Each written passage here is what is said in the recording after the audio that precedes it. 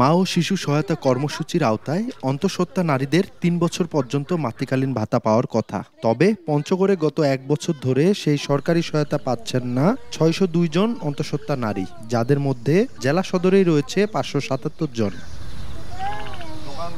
সুবিধাভোগীরা জানান, তালিকাভুক্তির পর কয়েকবার দেয়া হয় ভাতা, কিন্তু হ্যাকিংয়ের মাধ্যমে একটি প্রতারক চক্র নম্বর পরিবর্তন করে মোবাইল ব্যাংকিংয়ের মাধ্যমে উঠিয়ে নেয় সরকারি টাকা। ভাতা সংশ্লিষ্ট কর্মকর্তাদের বিরুদ্ধেও রয়েছে জালিয়াতির অভিযোগ। এই ১ বছর থেকে আমাদের টাকাগুলো আমরা কি কারণে পাইলাম না? টাকাগুলো কে মারে খাইলো আমাদের টাকাগুলো?